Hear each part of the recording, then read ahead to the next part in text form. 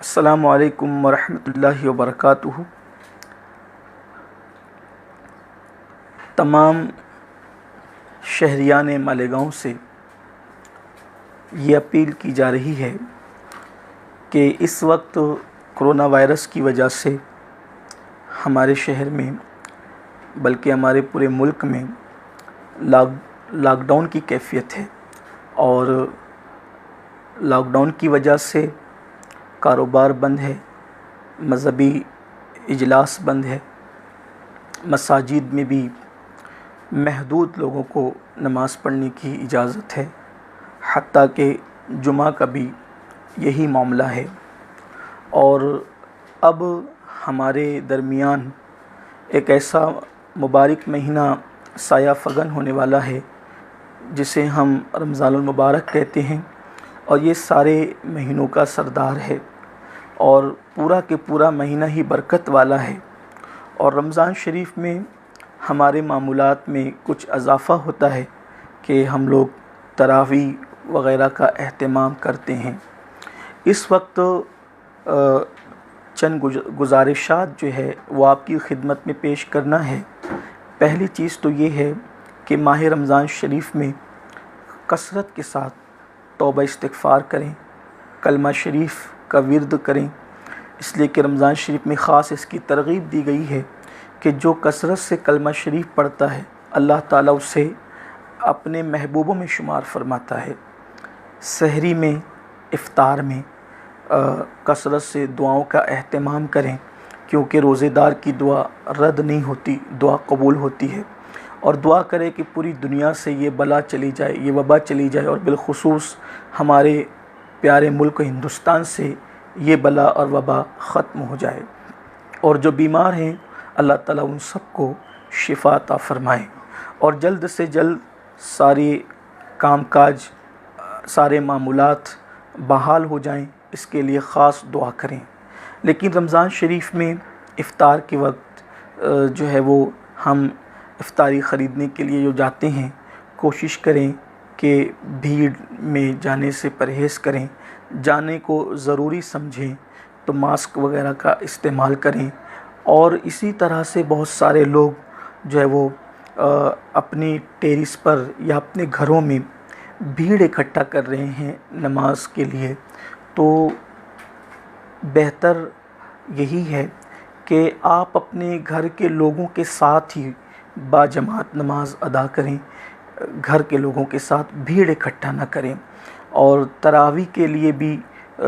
آپ لوگوں سے گزارش کی جاتی ہے کہ تراویح میں بھی بھیڑ اکٹھا نہ کریں جب تک کہ حکومتی سطح پر یہ لاک ڈاؤن کی پابندیاں ہیں، اس وقت تک تراویح میں بھی بھیڑ اکٹھا نہ کریں۔ ظاہر سی بات ہے، جب ہم فرض نمازوں کو اپنے گھروں میں ادا کر رہے ہیں تو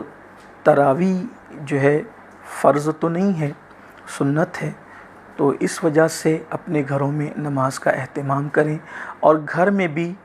جس بچے کو یا جس سے بھی ہم امامت کے لیے اپنے گھر کے جس فرد کو بھی کھڑا کریں، اس میں آپ یہ دیکھ لیں کہ اس میں امامت کی شرائط پائی جاتی ہے یا نہیں۔ اگر اس میں امامت کی شرائط پائی نہیں جاتی، یعنی کہ اس کو نماز کے مسائل یاد نہیں ہے، طہارت وغیرہ کے مسائل یاد نہیں ہے، تو اس کو امام بنانے سے آپ پرہیز کریں، اپنی نماز ادا کریں۔ اس لیے کہ اگر آپ نے کسی ایسے شخص کو نماز پڑھانے کے لیے کھڑا کر دیا کہ نہ اس کی طہارت درست ہے، نہ وہ نماز کے مسائل جانتا ہے، صرف وہ قرآن پڑھنا جانتا ہے، تو ایسی صورت میں آپ کی نماز جو ہے وہ ادا نہیں ہوگی، اور آپ کے ذمے پر نماز باقی رہ جائے گی۔ اس لیے گزارش ہے تلاوت قرآن کی کثرت ہو اور استغفار کی کثرت ہو، بھیڑ سے پرہیز کریں، اور مسجد کے ذمہ داروں کو آپ مجبور نہ کریں کہ وہ مسجد میں آپ کو لے لیں، اس لیے کہ اگر ایک کو لے لیا جائے تو دوسرے کو لے جائے تو تیسرا، اس سے بہت سارے مسائل پیدا ہو سکتے ہیں۔ اس لیے ان چیزوں کا خیال فرمائیں۔ امید ہے کہ آپ تمامی حضرات ان چیزوں کا خیال کریں گے۔ اور ساتھ ہی ساتھ ایک گزارش یہ بھی ہے کہ رمضان شریف کا مہینہ غم گساری کا مہینہ، غم خواری کا مہینہ ہوتا ہے، تو آپ اپنے گرد و پیش کا جائزہ لیں، اپنے رشتہ داروں کا، احباب کا جائزہ لیں کہ کہیں وہ بھوکے تو نہیں ہیں، کہیں وہ پریشان حال تو نہیں ہیں۔ آپ ان کی بھوک کا، ان کے لیے کھانے کا، ان کے لیے لباس کا اگر اہتمام کر سکتے ہیں تو اہتمام کریں، کیونکہ اللہ کے رسول صلی اللہ علیہ وآلہ وسلم نے ارشاد فرمایا کہ جب تک تم اپنے بھائی کی مدد کرتے رہو گے اللہ تمہاری مدد کرتا رہے گا۔ اور یہاں تک فرمایا جب بھی تم کسی دن اپنے کسی بھائی کی مدد کرتے ہو، ایک حاجت پوری کرتے ہو، اس دن اللہ تبارک و تعالیٰ تمہاری 100 حاجتوں کو پورا فرماتا ہے۔ تو آپ سے گزارش ہے کہ کاروبار بند ہے، غریبوں کا برا حال ہے، لوگ پریشان ہیں، اس لیے آپ حضرات ان کا خیال کریں۔ اور افطار میں اگر آپ پھلوں کو خرید کر کھلاتے ہیں، اگر آس پاس دے سکتے ہیں تو ان تک بھی پہنچائیں، ورنہ پھلوں کو آپ چھپا کر کے لائیں تاکہ آپ کے ہاتھوں میں پھلوں کی تھیلیاں دیکھ کر کسی غریب کا دل نہ دکھے۔ ہمارے بزرگوں نے یہاں تک فرمایا کہ غریب بستی میں پھل لانے والوں اپنے پھلوں کے چھلکوں کو باہر نہ پھینکا کرو، اس لیے کہ اگر تم نے نہ دیا اور آپ نے اس کی مدد بھی نہیں کی، آپ نے پھل وہاں تک نہیں پہنچائے، اور آپ کے آنگن میں پھل کے چھلکے اگر کوئی غریب کا بچہ دیکھ لے گا اور وہ اپنے ماں باپ سے مطالبہ کرے گا اور اس وقت تو ان کے دل پر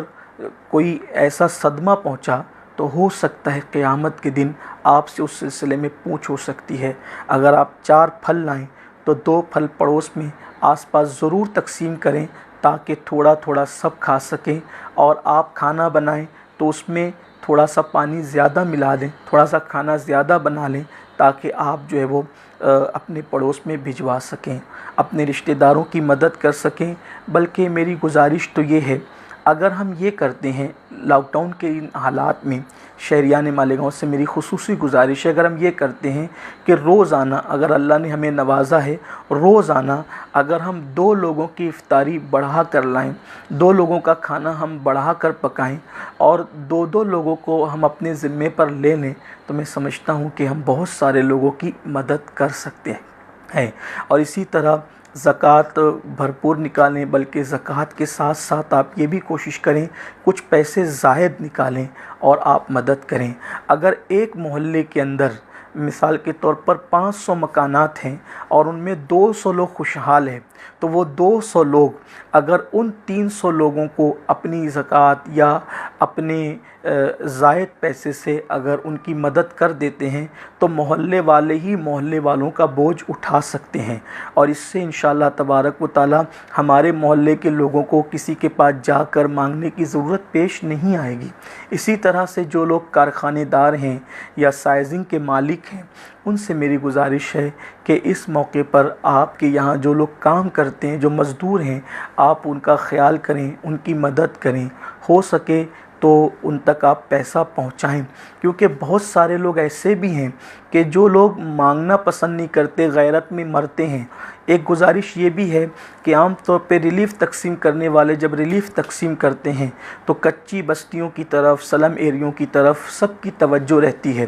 پھر ایسا بھی ہوتا ہے کہ کچھ لوگ جن کو مانگنے کی عادت ہوتی ہے وہ لوگوں کے پاس جا جا کر کے مانگ لیتے ہیں، لیکن کچھ ایسے عزت دار لوگ ہیں، جو شریف لوگ ہیں، جو مانگنے کے لیے شرماتے ہیں اور وہ کسی کے آگے ہاتھ نہیں پھیلاتے غیرت کی وجہ سے، تو ایسے موقع پر ہماری ذمہ داری بنتی ہے کہ ہم ان کے حالات کو خاموشی سے معلوم کریں اور ان تک پہنچائیں۔ یقیناً غریب بستی میں بھی آپ جا کر مدد کریں، لیکن ایسا بھی ہو سکتا ہے کہ پکی بستیوں میں بھی کوئی گھر ایسا ہوگا جہاں کھانا نہیں پکا ہوگا اور وہ غیرت کی وجہ سے اور شرم کی وجہ سے ہمیں نہیں بول پا رہے ہیں، تو ہمیں چاہیے کہ ہم ان کا خیال کریں۔ گفتگو طویل نہ ہو، مجھے مختصر بات کرنی، لیکن ایک بات میں آپ سے عرض کرنا چاہتا ہوں، اسی پر بات مکمل کرتا ہوں۔ بات یہ ہے کہ ایک مرتبہ حضرت امام حسین رضی اللہ تعالیٰ عنہ کا ایک دوست آپ کے دروازے پر آیا اور اس نے کہا کہ حضرت میں مقروض ہوں اور پریشان حال ہوں، میرے بچے بھوکے ہیں، آپ میری مدد فرمائیں۔ تو امام علی مقام نے اس وقت 10,000 درہم اپنے اس دوست کو دے دیے، اور دینے کے بعد جب وہ لے کر چلا گیا تو آپ زارو قطار رونے لگے، بہت روئے امام علی مقام۔ جب امام حسین رضی اللہ عنہ کی آنکھوں میں آنسو اور آپ کو روتے ہوئے دیکھا تو گھر والوں نے پوچھا، امام آپ نے اپنے دوستوں کی مدد کی 10,000 درہم سے، پھر بھی آپ رو رہے ہیں، رونے کی وجہ کیا ہے؟ تو امام علی مقام نے فرمایا، یہ میرا دوست ہے اور میں اس لیے رو رہا ہوں کہ اس کو ضرورت پڑی تو اس کو مانگنا پڑا۔ حالانکہ دوست ہونے کی حیثیت سے میری ذمہ داری یہ بنتی تھی کہ میں اس کے حالات سے باخبر رہتا اور اس کو مانگنے سے پہلے اس کی مدد کرتا۔ اس کو مانگنے کی ضرورت کیوں پیش آئی؟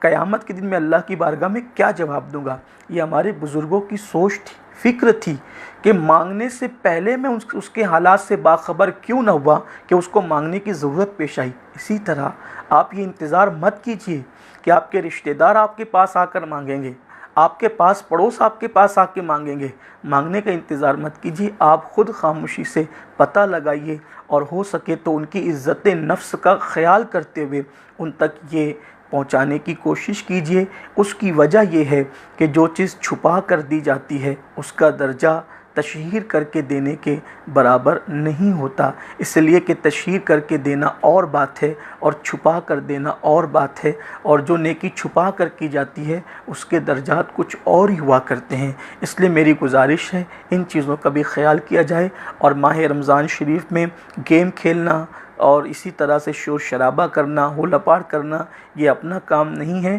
اپنے پورے وقت کو عبادت میں گزاریں۔ اللہ تعالی ہم سب کو توفیق عطا فرمائیں۔ امید ہے کہ شہریان مالیگاؤں، گنبد و مینار کے میرے شہر عزیز کے لوگ ہماری باتوں پر توجہ کرتے ہیں، اور وہ ان باتوں پر بھی توجہ فرمائیں گے اور ان باتوں پر عمل کرنے کی کوشش کریں گے۔ السلام علیکم ورحمۃ اللہ وبرکاتہ۔